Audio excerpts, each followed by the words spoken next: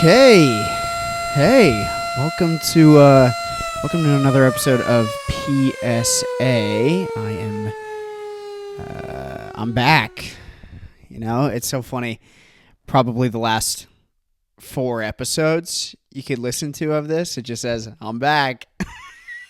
I think one of them was actually titled I'm back, but you know, it's a constant struggle of trying to decide, do I do this or do you do a different thing? Do you try and make it the traditional way of just doing stand-up? And, you know, it's like if you make it like this and if you get successful off of this, will people respect you? And then even wondering, do you even care about that? So that's where I'm at with this pod, but I'm feeling good about this time around. I'm feeling like this feels right and this feels good, and I like it. And I like the idea of sitting in a basement and recording what I think is funny and putting it out and not caring, because I unfollowed everybody on Instagram. I unfollowed everybody on TikTok. I'm not doing it anymore. I can't do social media anymore. I can't look at it. I can't. It's so bad, dude. I moved out of a city. I moved out of Los Angeles, and just kind of have been a nomad for a little while. And when you like, social media is living in a city. When you look at social media, that is living in a city. You have all these different perspectives and all these different people, and you forget that there's a type of person that moves to or lives in a city. It's not representative of the whole. It's not like a city is a mini world. It's like, no, the people who moved to LA, those were like the popular kids in high school, and the people that moved to New York were the weirdos in the back who, thought they were intellectuals for the most part. So it's like, when you look on Instagram, it's like, is this actually what the world is? Or is it's just what I'm being shown, which isn't really new information, but it's information that since spending more time alone and my frontal lobe developing more, I've noticed that I just don't really want to be a part of. And there's a blue-haired septum piercing girl in my head that lives in my head, and she goes, "Well, you're just the worst person on the planet if you don't want to look at social media. What, you don't want to see what's going on?" It's like, no, I don't want to see you. I don't want to see you, actually, Amelia with the fucking septum piercing. I actually don't want to see you very specifically anymore. And the beauty of it is I don't have to. I just don't have to. So I'm not. Don't want to, so I'm not. Still will listen to the daily podcast by the fucking New York Reporter or whatever it is, and be obviously up on the news and everything, but I don't need to see the fucking idiot that I went to high school with who did not go to college. I don't need to see his take on ICE entering Chicago and what's going on. You work for a power washing company, work for the power washing company, and shut up. Like, I mean, it's ridiculous. It's crazy. And it's not anything new or special or anything that I'm saying. It's just, it's something I'm realizing it's something that's impacting me right now that I've heard a million times. And I just don't want to deal with it anymore. I want to have a DVD of a movie. I don't even want a streaming service. I want a DVD of a movie, and I want to put it in at 8:00 at night. And you put the DVD in and you watch the movie and you go, that was either good or that was bad. And then that's it. And then you go to bed. What a concept. Oh, that sounds awesome. Dude, that sounds so sweet. This is what you do. Crazy concept. You have physical media, and you go, this is the movie. And you open it, and the movie is on a thing. And you put it in, and it projects onto the TV, and you watch the movie, and then you're done, and you go, it's a pretty good movie. And then you go to bed. And you live your life tomorrow. And you don't have to be haunted about what's going on in the Middle East at fucking 9:45 right before I close my fucking eyelids. Don't have to. I can wake up, have my coffee, and then go, there's peace in the Middle East now.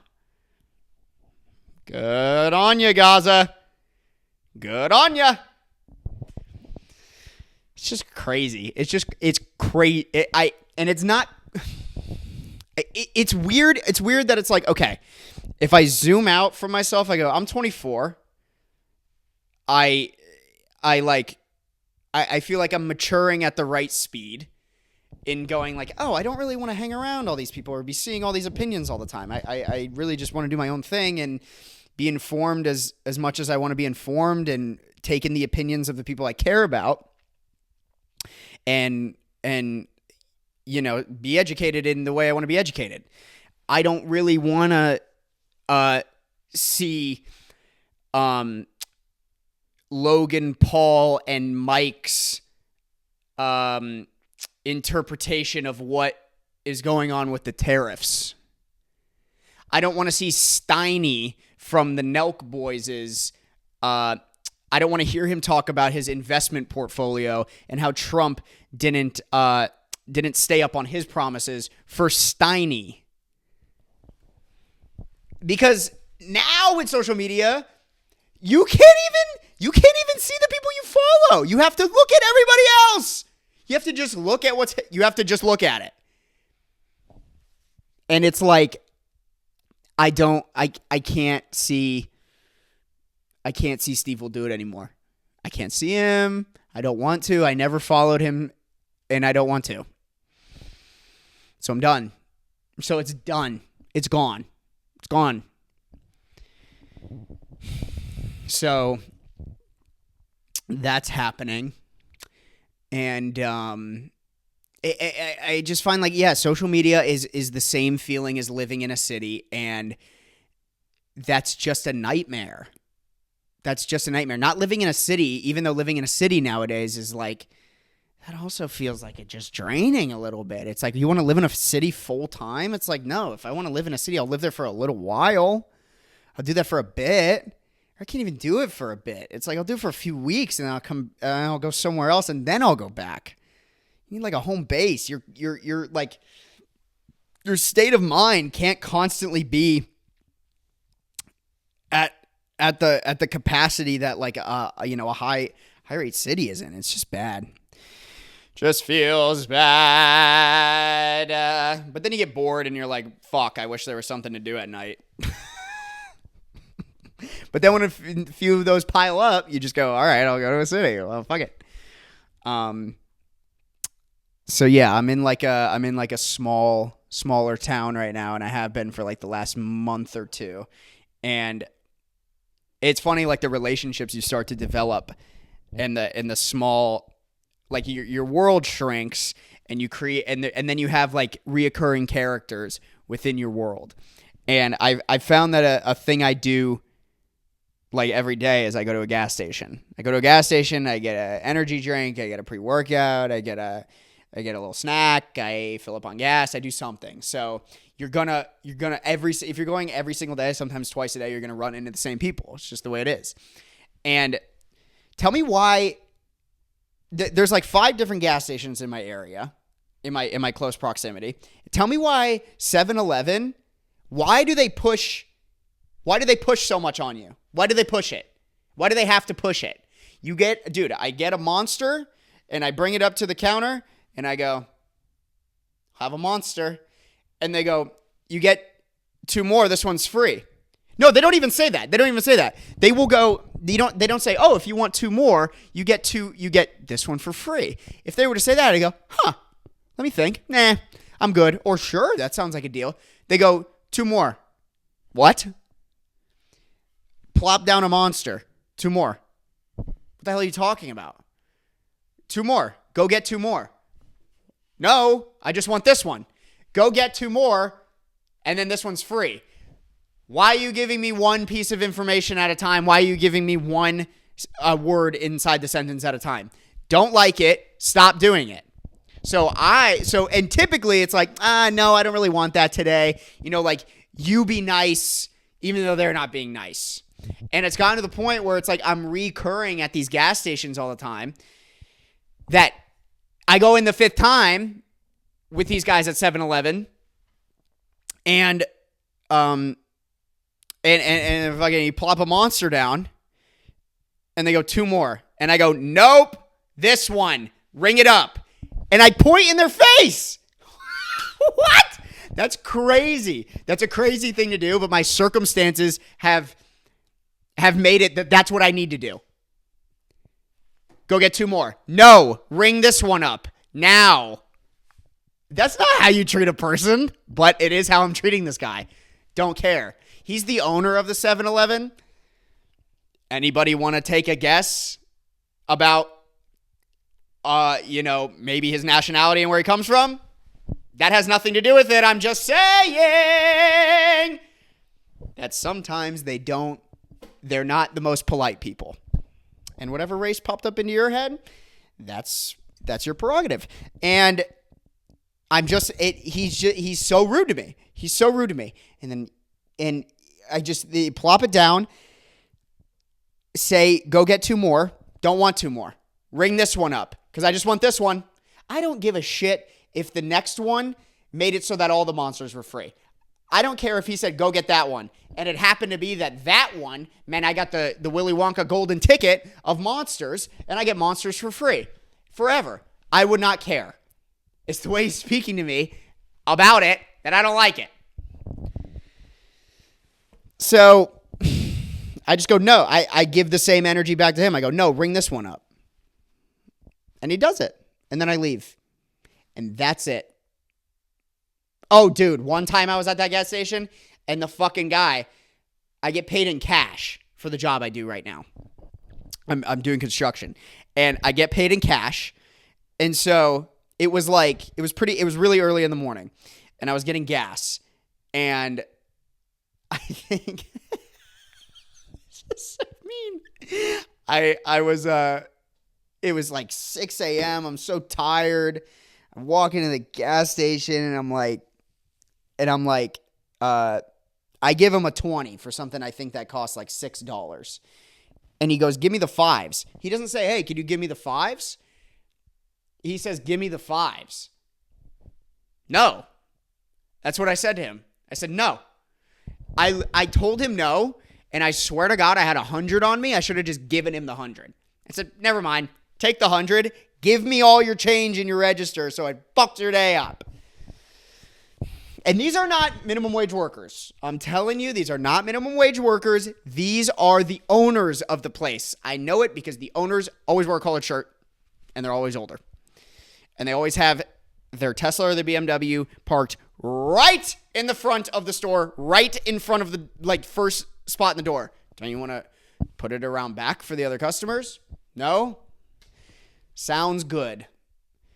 That's what's so annoying is you can't avoid a gas. It's not like I could be like, I don't like this one. I got to go to a different one. It's like, no, sometimes that's the one on the way. So you have to choose that one. Dude, it's so annoying, man. God, it's so annoying. But it's fine. It's just like every single day that happens. It feels like every single day. And then they're always, at 7-Eleven, they're always pushing the brand. They're always pushing the brand 100% of the time. You get a bag of Lay's and you put it down and they're like, oh, well, this one actually, if you get this one, and then they pull out the 7 Select chips. Never going to happen. Never, ever, ever going to happen that you're going to see me with a bag of 7 Select chips. No. They're always like, oh, get this one. It's like 20 cents cheaper. Good. I'm good. I don't need the 7 Select. Who knows where that's made? It's probably made in the same exact factory. That's a little dramatic. But it just feels wrong. It feels like it was made in someone's garage. The bag is like thicker for some reason. It's like you wanted this to be cheaper and your bag is thicker. That feels wrong. It feels weird. It feels homemade. It feels like you ordered a bunch of bags off of Etsy and now you're throwing like discount sour cream and onion chips in this bag and you're sealing it with like a hot glue gun. I don't want that. 7 Select. And then sometimes they'll have a deal. It's like get a hot dog, a 7 Select chip, and a Big Gulp for like, $2 cheaper than a hot dog and some Lay's and a Diet Coke. It's like never going to happen. Give me name brand. Give it to me. I got to go. Sorry. I don't care about the entrepreneurship of 7-Eleven. I don't care about them finding out that it's cheaper to make their own chips. I don't want to see it. Oh, it's weird. What else? I just don't like that is one thing I guess I don't really like about the small town situation. It's like, okay, in a bigger city, you have to deal with a high volume of surface level opinions, right? It feels like you have to deal a high volume of people just saying, but in a small town, when you go to the same place all the time, you have to deal with like the fangs of a relationship that you do not want. You just want the transaction of the situation. You have to deal with the fangs of that getting underneath and affecting the equilibrium of your day. Like I go to a gym over here, and in a big city, it's like the people at the front desk, there's so many people coming in during the day. I used to work at the front desk at a gym for a long time. It's like every single day I was hungover going into that place. Sometimes you're there from 5 in the morning to like 2 p.m. You have to open it at 4 in the morning. It's like I am not paying attention to anybody that's coming in. Just come on in. Come on in. It doesn't matter. I don't care. I'm not developing a rapport with you, even though I was there for like 2 years, and so it's just not going to happen. It's too much to worry about, too much to there's too many people. It's too much. So, but in like a small town, if there's 150 members at a gym that are coming through and there's 4 people that work the front desk and they're there all the time, and like within a week, they're going to know you by name and know everything about you. And that's great and that's fine. And I do love the camaraderie and the politeness of people when I guess it's like when it's a leisurely, when I'm in leisure mode. If it's Saturday and Sunday and you're hanging out, you're going to a nice restaurant, you're going to like a coffee shop that isn't like a Starbucks or something, you're actually enjoying the present time that you're in at that moment. Please, Midwest people, please talk to me all day long. Love it. Love it. Love it all day. But when it's like a routine thing that I'm just trying to get done, necessarily, it's like, please, Jesus. I just walked into the gym.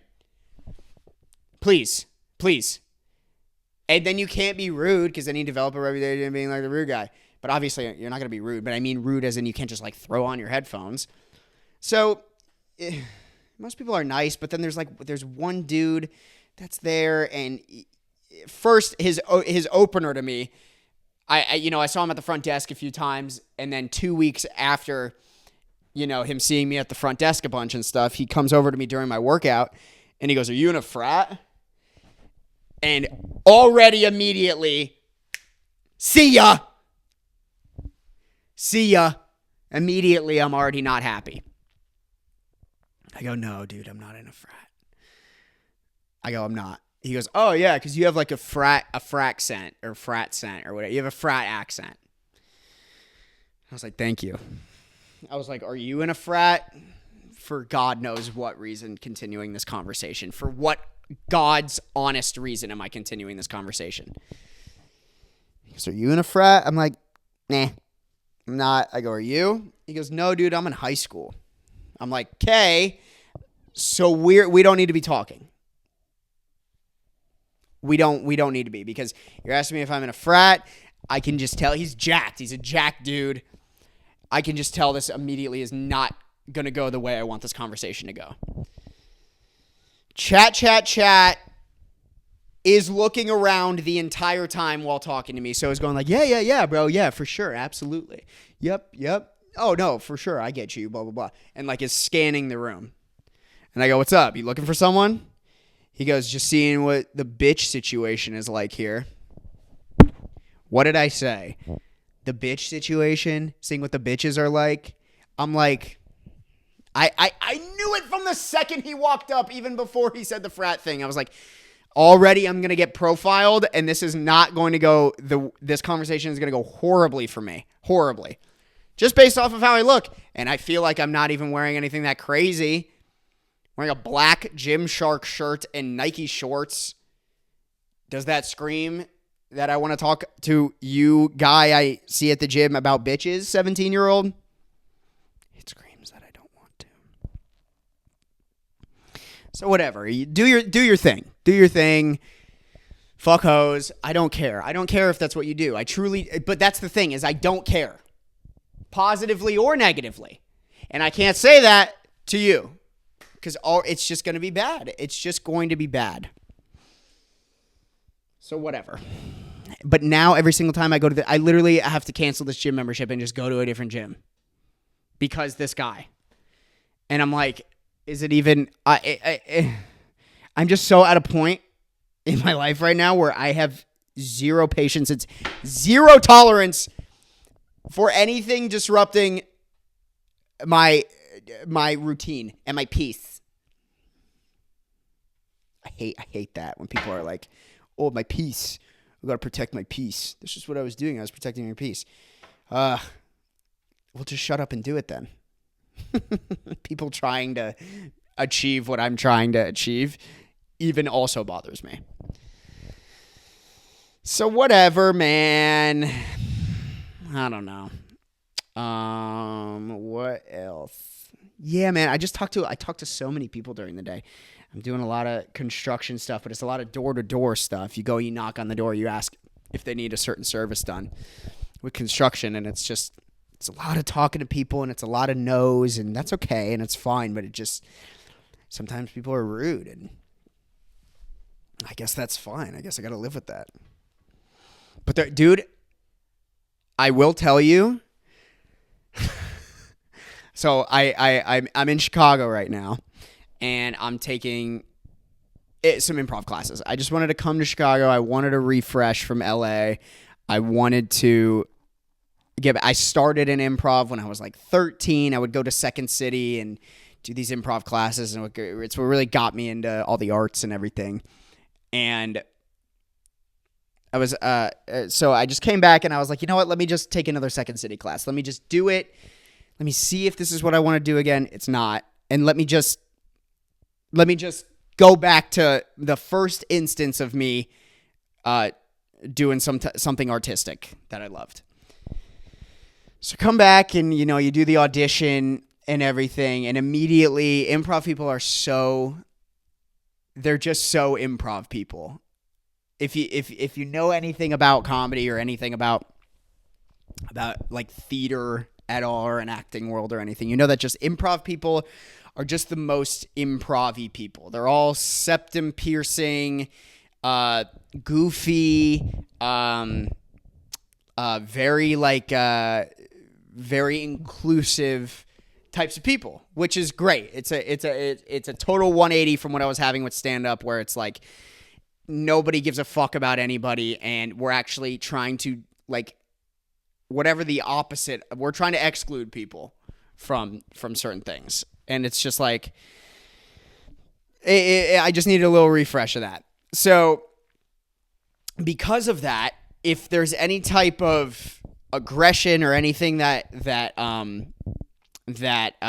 crosses a line at all, the line is very short from where you stand. It's very, very short. So you have to you're suppressed a lot in really what you feel like you can do.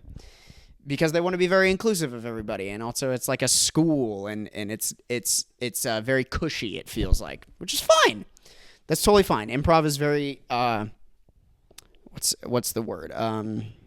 Not sweet, but like it's very adolescent. It's very son of a bitch.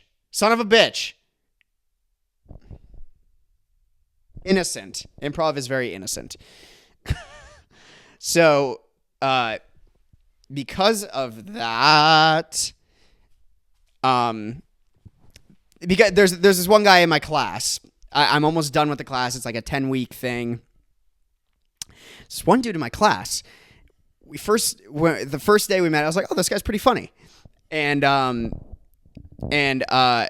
don't know. It's like slowly over class, as he got comfortable, he started to do this joke that you do when you're really comfortable with somebody, which is the joke that's like you degrade them a little, you put them down a little. Like if you're with your best friend or something and they have something big that they're about to do, if they're about to go hit on a girl or something, you go, hey, don't fuck this one up like you usually do. Don't do that. Don't fuck it up. And that's how you know you're comfortable with somebody, is you obviously they're not going to fuck it up and you don't want to see them fail.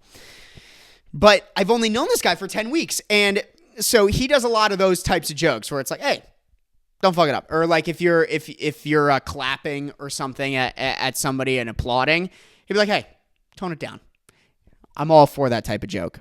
But over the past few weeks, he's been directing them very specifically at me.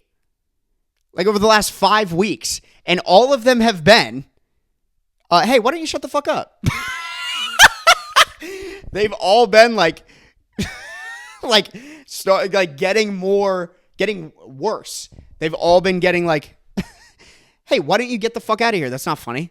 Or hey, that's not funny at all.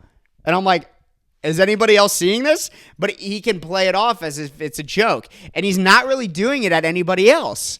He'll every once in a while, he'll do it like once at somebody else. And I think it's only to make it seem like he's not just doing it at me, because I'm telling you, he'll even like put his hand, he'll sit behind me deliberately almost every single time in this class and like put his hand on my shoulder and be like, hey, tone it down today. And I'm like, we just got in.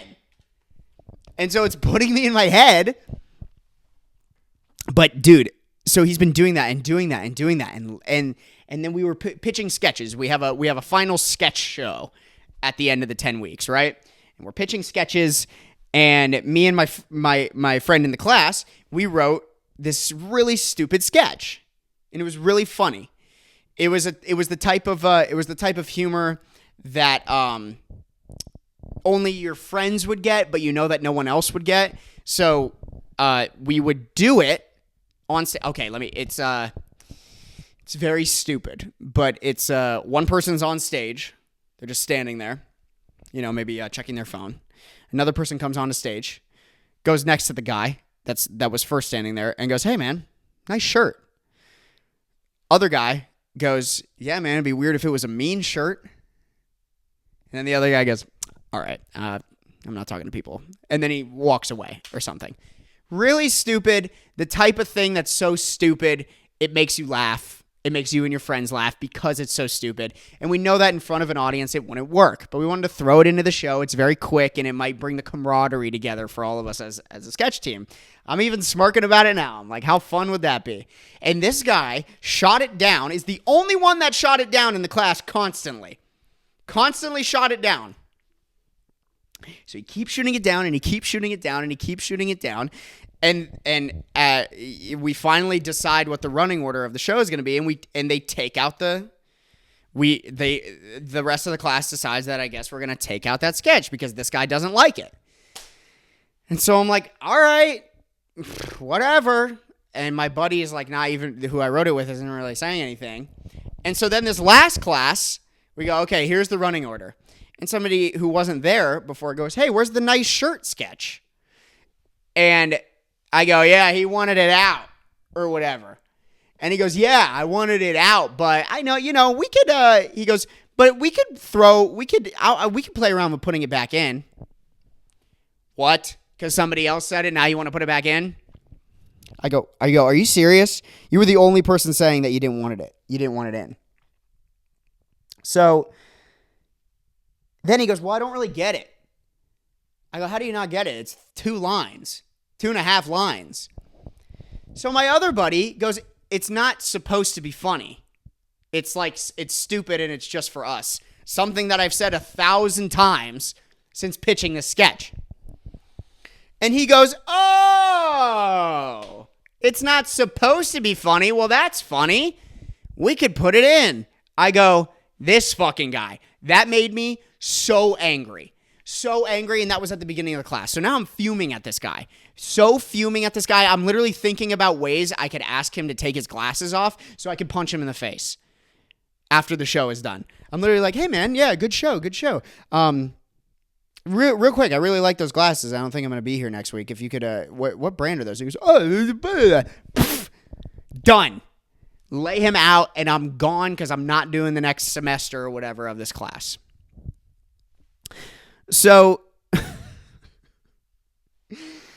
now I'm fuming at this guy, thinking about ways I could assault him. And then he keeps doing the shit where it's like, hey, why don't you tone it down? Why don't you tone it down today? And I'm like, bro, now I'm getting to the point where I'm like, all right, okay. I swear to God, it's about to go down in here. And if you don't think I could beat up every improviser that's ever existed, you're out of your mind. You included, obviously, this guy. So this has been boiling for weeks. I'm getting pissed. I'm really pissed now. And he does it again. And the guy I'm standing next to whispers in my ear. He goes, hey, are you and him okay? Like, did something happen? And I go, no, he's just like, he's just being like this to me. Isn't it weird? He's like, yeah, it's really weird, man. And I'm like, it's gotten to the point where, I just want to turn around and he's doing this cutesy little bit like, hey, why don't you tone it down? I just want to turn around one time and be like, you're fat! You're a fat guy! You are the fattest guy in this fucking class! Fattest guy in this whole school that I've ever seen! You're fat! You're like a big fat guy. Because he is.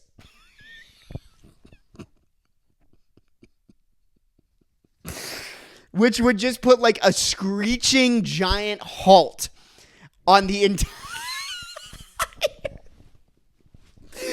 entire energy of the class. Like, there would definitely be like a board meeting about me saying that. There would be an anti-inclusivity thing about me saying that. Like, it would be an entire thing. And I would never, ever want to call anybody fat. That would be so awful. But this guy has made me so angry that the bad thoughts that you have about everybody, that it might be so quiet for you. Like the bad thoughts and the way you could dig at people, it's like, that are so quiet, it's like they just got louder and louder and louder and louder until I'm finally like, ah! You're a fat guy! You're like such a fucking fat guy. You're like so fat, he barely even fits into his fucking shirts. His belly is hanging out of the fucking bottom. And dude, you ever seen a guy who's like just overweight enough to where the outside rubber of his gym shoes are like crumbling and he has to walk on the side of his foot?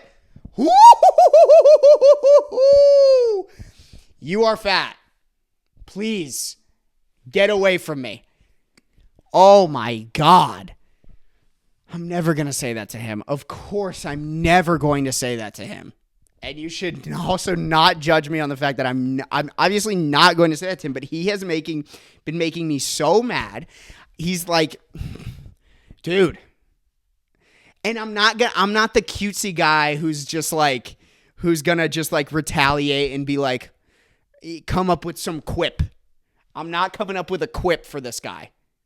Simply isn't gonna happen. I'm not gonna come up with a quip. I'm gonna find the easiest, obvious truth that no one has told you in a long time. I'm gonna say that to you, and we're probably gonna be done. And if we start fighting, we start fighting. And if I lose, I lose. I don't really care. But that's the next thing that's going to happen. God damn, he's making me so mad, dude.